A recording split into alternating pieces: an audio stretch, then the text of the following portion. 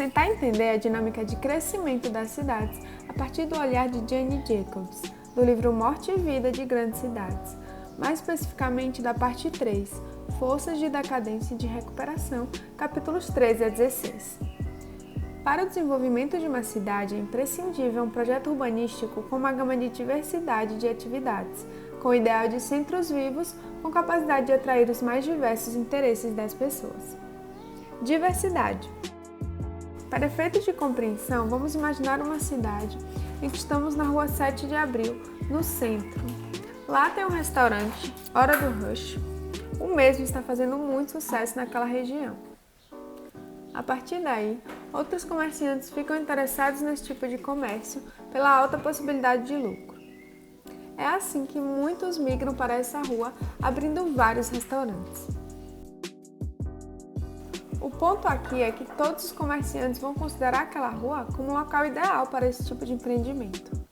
E aos poucos começamos a perceber um fenômeno interessante. Nessa rua, onde antes havia uma sorveteria, discoteca e uma feirinha de artes, de repente passa a ser vista como a rua dos restaurantes. Observa-se a predominância desse tipo de comércio e assim os outros comércios tendem a migrar para outras partes da cidade.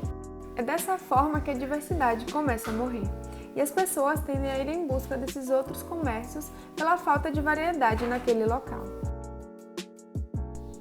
E a pergunta é: como reverter esse processo? Uma possível solução seria recorrer aos mecanismos de controle, segundo Jane Jacobs, como primeiro ponto. O zoneamento pela diversidade deve ser visto de forma diferente que o tradicional zoneamento pela semelhança, mas, como todo zoneamento, é supressor. Uma forma de zoneamento pela diversidade já é conhecida em certos distritos: a restrição à demolição de prédios de interesse histórico. Segundo ponto: o recurso potencial para conter a reprodução desenfreada de usos é o que eu chamo de constância dos edifícios públicos. Ela ainda conclui: os órgãos públicos e semipúblicos deveriam implantar seus edifícios e instalações em locais onde eles, em princípio, contribuam efetivamente para a diversidade, em vez de copiar os vizinhos. Ou seja, uma cidade com um comércio benéfico para todos os comerciantes e consumidores se faz com o principal ponto, que é a diversidade.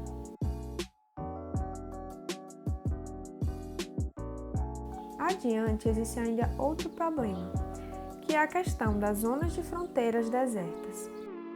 Tendo as grandes construções que, embora possam ser vitais, como hospitais e universidades, e ainda alguns estabelecimentos que não incentivam fluxos de pessoas, como os estacionamentos, estes podem se caracterizar como barreiras para o fluxo de diversidade no local, e até mesmo possíveis focos de violência, a depender do horário de funcionamento. O problema não está na área de fronteira em si, mas sim na limitação dessa área, que pode ser enxergada como distrito. É possível perceber aqui que, juntos com esses monumentos, áreas inteiras ficam sem outra utilização. Em muitos casos, observa-se a formação de ruas sem saída. Daí o problema do aumento da violência e do aumento da migração de vários comerciantes para outros locais. De novo, se observa que os espaços públicos são capazes de estabelecer uma interação entre a barreira e a vida no entorno, sendo uma forma de manter a circulação e gerar atração em determinada área. Tomando como modelo os Estados Unidos na década de 60, era possível observar um grande número de cortiços que eram vistos como mais um problema de urbanismo para a cidade. E se desenha da seguinte forma: existe a população dos cortiços, que geralmente eram negros, imigrantes e pessoas menos afortunadas. Esses moradores viam o cortiço como a única possibilidade de habitação. Eles sempre estavam superlotados. O padrão é o seguinte: os moradores que já estão no local se mudam assim que tem qualquer melhora na condição financeira. Ao mesmo tempo, o cortiço sempre está recebendo novos moradores, que por sua vez também abandonam o local assim que podem.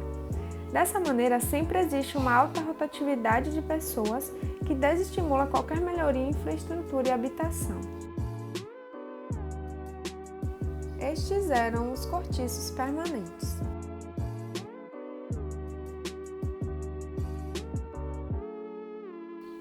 Tudo se agrava pela discriminação que os moradores ali sofriam.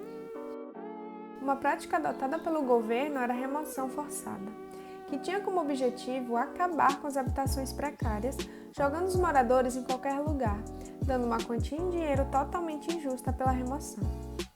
Porém, não é a melhor solução, porque além de ser injusto, muitos habitantes se identificam com o local, e dessa forma há quebra de vínculos e sentimentos.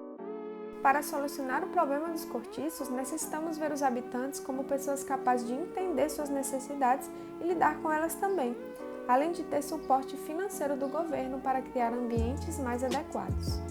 Ainda assim, mesmo com todos os empecilhos, chega um momento em que alguns cortiços, de pessoas que resolveram ficar nesses locais, muitos por conta do apego à vizinhança e também ao bairro, com saída de muitas pessoas, um processo de melhoria vai englobando aquela região, a partir do momento em que alguns moradores resolvem permanecer.